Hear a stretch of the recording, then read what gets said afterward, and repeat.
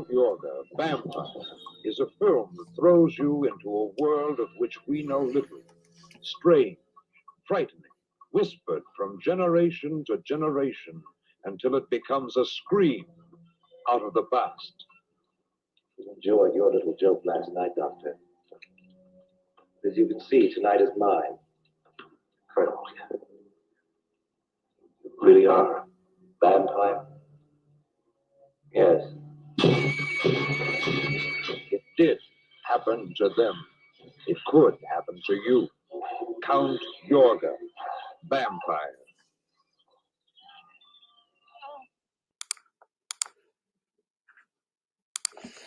Well, good morning, everybody. Welcome to day 13 of the 31 Days of Monsters. Today, we're going to talk about an early 1970s entry into the vampire craze of that period. In fact, this one sort of kicked it off. Count Yorga, Vampire, starring Robert Quarry. This was originally supposed to be a softcore porn movie, but I guess maybe because of Quarry or for whatever reason they decided to make it a straight vampire film. The original title was The Many Loves.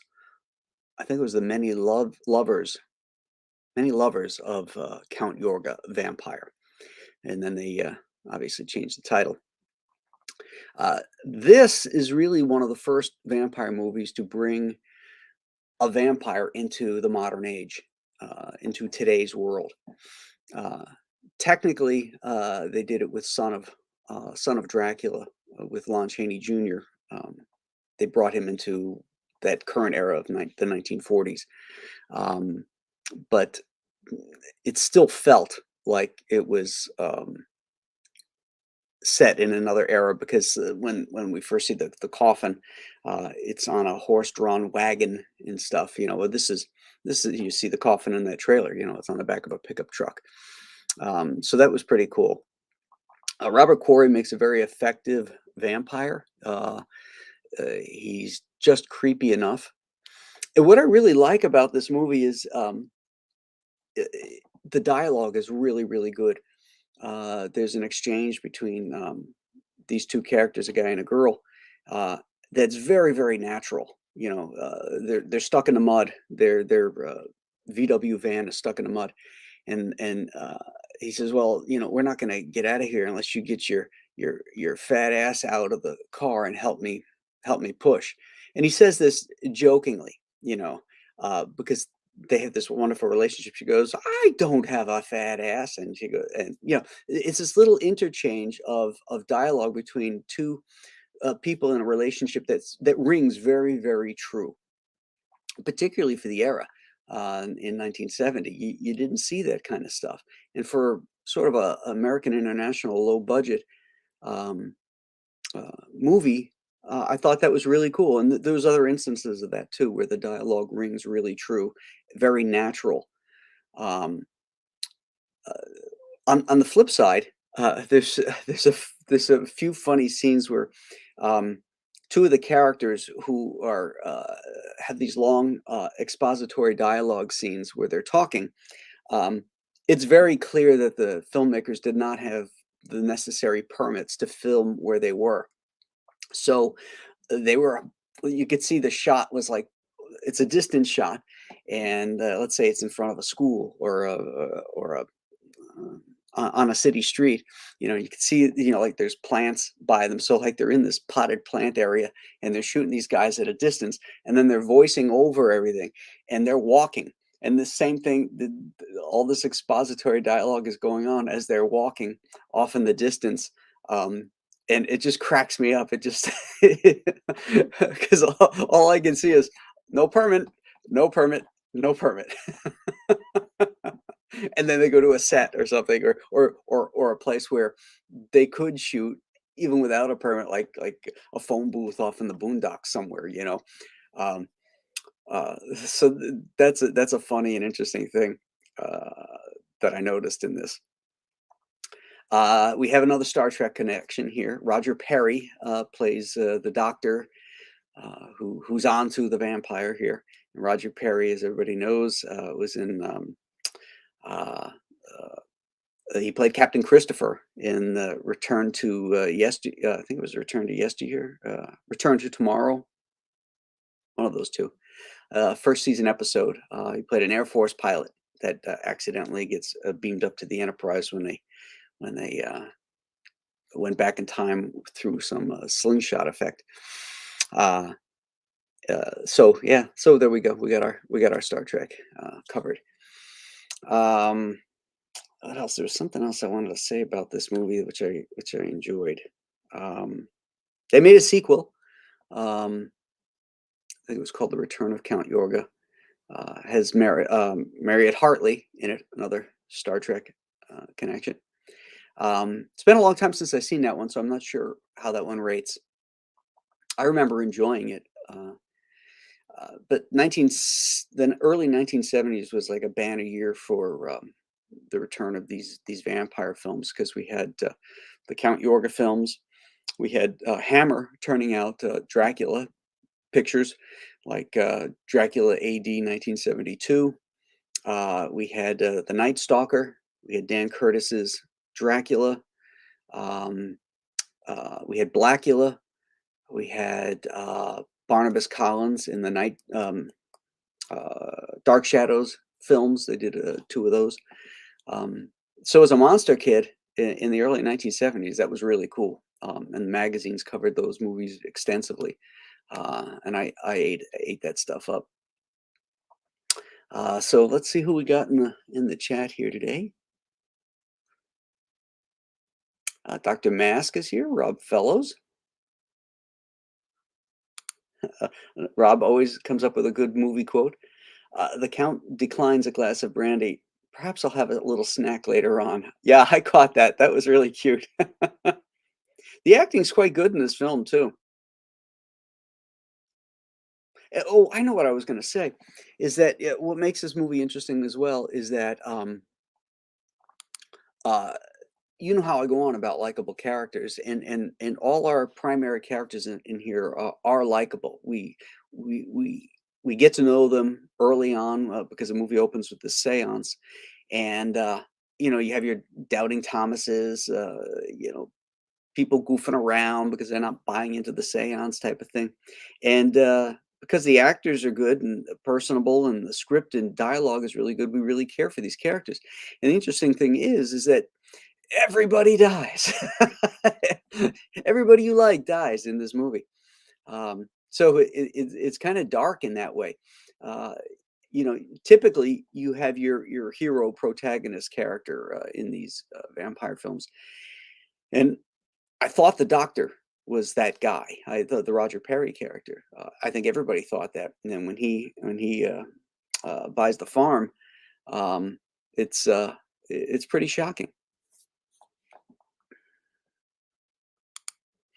Kevin Thomas is here. Good morning, Graham. There were plans at one point for Count Yorga to go up against Dr. Five, since both are owned by AIP.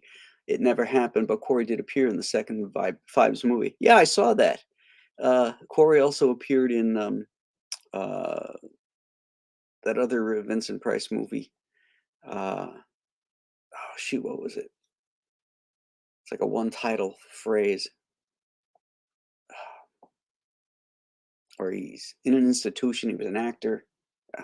Anyway, it was from that same era. JP Roca asked the eternal question, what's good? Leg Kick 1 is here. Dr. Masks RX. Ooh, we changed our name. No shortage of sexy women in this movie. Yeah, there are. It's funny. There's a sequence where the Doctor gets a 2 a.m. phone call, and he's in bed with this woman, and both Julie and I looked at each other, and we thought that the woman he was in bed with made the cut from when it was a soft porn film, because she wasn't much of an actress, and she's all she is eye candy in the bed, and she delivers her lines like somebody would in a porn film. Leg Kick 1 reminds everybody to hit that like button. Yes, please. Bump that up, get our numbers up. Much appreciated. Dan Genovese says good morning. Marcus Killigrew, Horror Mike says hello to the gang.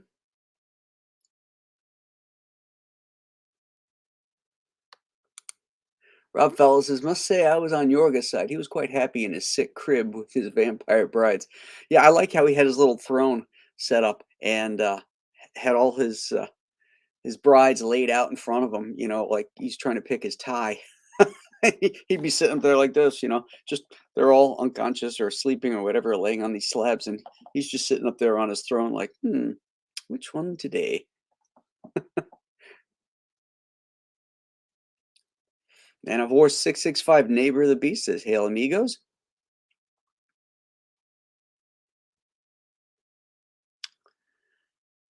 Dr. Mass says it was Return to Tomorrow. Thank you.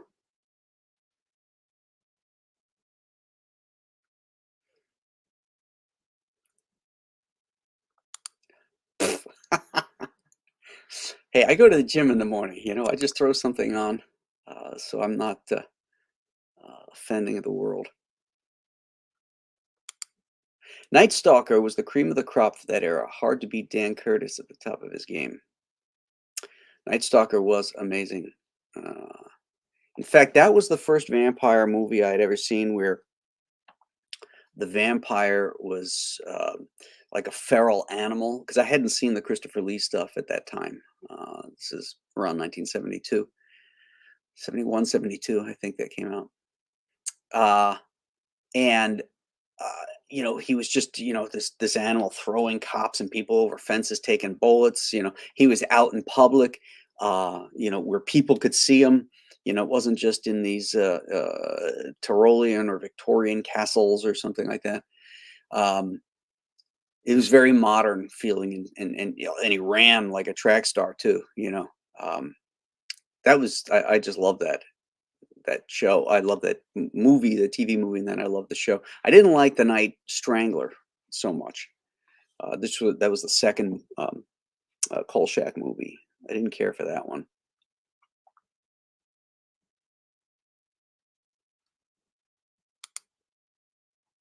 I think Perry's count was more at home in the 70s than Lee's. You mean Quarry?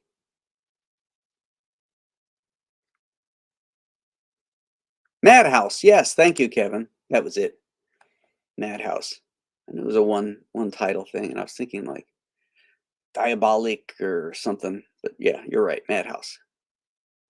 I know I could count on you guys.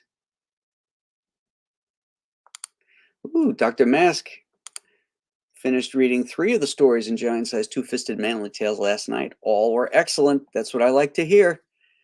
Excellent, excellent.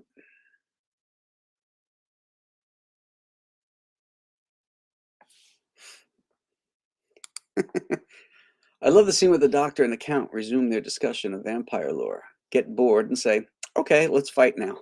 I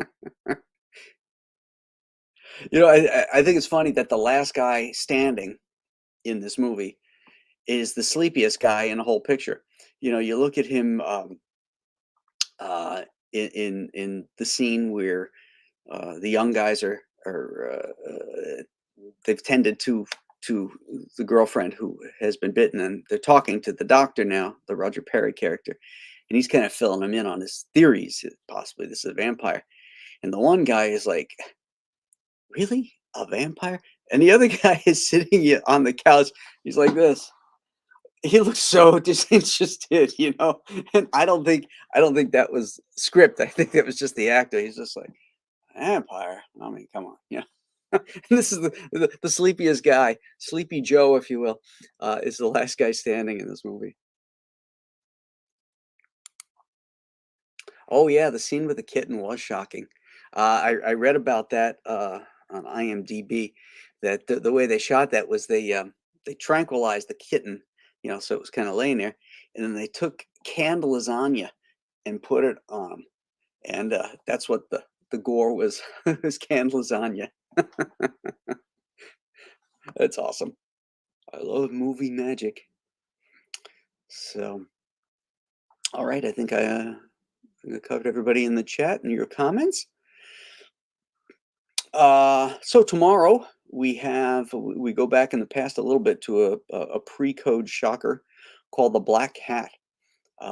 This is a Universal picture with I think it's Edgar Ulmer did this one, and of course it stars Boris Karloff and Bela Lugosi together. I think they made 5 or 6 pictures together, with Karloff always being the lead and always having usually is the good guy, if you will, um, or the sympathetic character. In this one, there's nothing sympathetic about him, and Lugosi's actually our protagonist that we root for. This one and The Invisible Ray uh, uh, are the two that come to mind where Lugosi's our protagonist in it. So that's what we're going to cover. This one is shocking for its era in the topics that it covered, basically Satanism and other things that we'll go into tomorrow. So that's your homework. Actually, I'm going to be traveling tomorrow. I'm going to Fayetteville, North Carolina for the convention there. So, but I'll get the show in tomorrow before my flight, and then we'll do Saturday and Sunday from the hotel. Probably Monday too, because I don't fly back until the afternoon. Uh, so we'll get those in Saturday and Sunday in the morning before I have to go to the show. So hope you. Oh wait, I got one more question here. Chris Juliano was late. Better late than never. Have you discussed Cat People or the New Zealand movie Bad Taste? Bad Taste I have not seen. The Cat People, the original one, I don't really care for. But I just saw the 1980s one, the Paul Schrader, Nastasia Kinski one, which I saw at the theater when it came out. That is damn good. I really like that one a lot. So that's to answer that question. So anyway, that should do it, my friends. If you haven't backed the Ghost of Metakumba Key, please do. If you have backed it, then you should have received an update today showing you the first 2 pages that are completed and inked. And they've gone off to Greg Wright for coloring, and they'll be back shortly. And I'll be posting that artwork regular, on the regular social media channels. But I wanted the backers to see it first, so that went out this morning. So anyway, please consider backing that, and we will see you tomorrow morning for the Black Cat. Have a great day. See you then. Bye-bye.